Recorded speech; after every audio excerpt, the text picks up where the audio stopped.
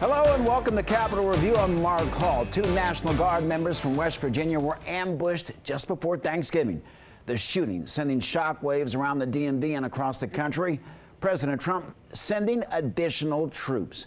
20-year-old Sarah Beckstrom died from her injuries on Thanksgiving Day, while the second National Guard member, 24-year-old Andrew Wolfe, remains in critical condition. Meantime, the man accused of shooting those two National Guard members is being held without bond. He appeared before a judge for the first time last week.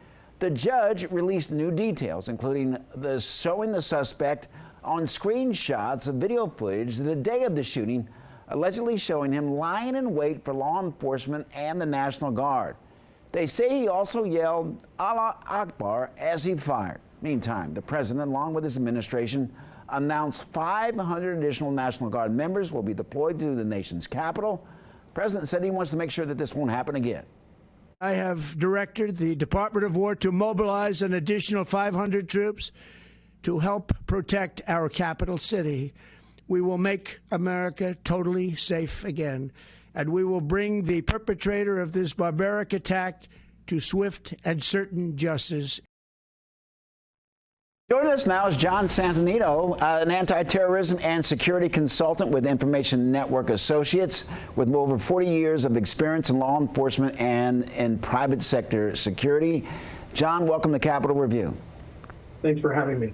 John, there are some concerns about more National Guard members coming to Washington, D.C. and them being armed. I want you to hear a concern of one resident, and we'll get your reaction on the other side. More troops with more weapons really do not change that fact. It only further endangers both DC communities and the troops themselves. The fact that MPD is now being detailed to protect National Guard members, I think, should draw into a lot of big questions about what the purpose of the Guard members is. And again, John, more Guard members coming. They're now being armed after the ambush of two West Virginia Guard members. Your reaction? In my heart and prayers go out to the family of those Guard members. No family or person in uniform should be attacked on the streets of the United States and or a foreign country, obviously. But I think this underscores a more pressing problem, which is that crime in major cities is rampant and citizens are afraid. I don't believe that there are more citizens that are afraid of National Guard troops on the street than they were previously of criminals on the street. I think having the National Guard there has had an effect on crime, but we are seeing now that there are those that are attacking people in uniform, which is not new. Whenever you put someone out in uniform, whether they're a uniformed police officer or a uniformed guardsman, they draw a target on themselves. As a prior law enforcement officer myself, I've seen it firsthand, been on the streets, and I also understand how quickly things can deteriorate and get out of control.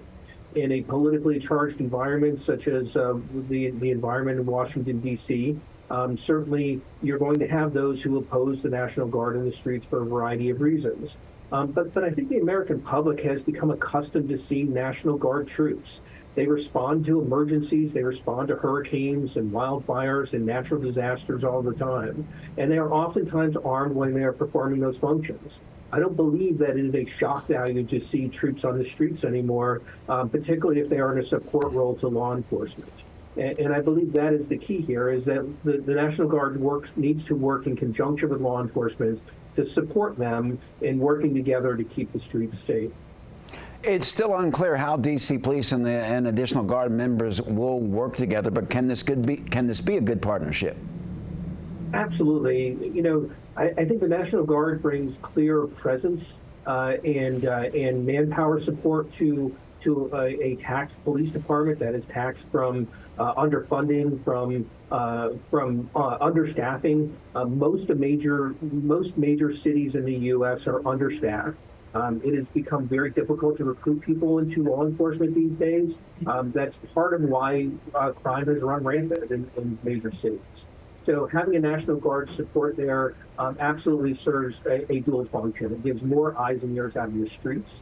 It gives more bodies in order to be able to control situations that develop.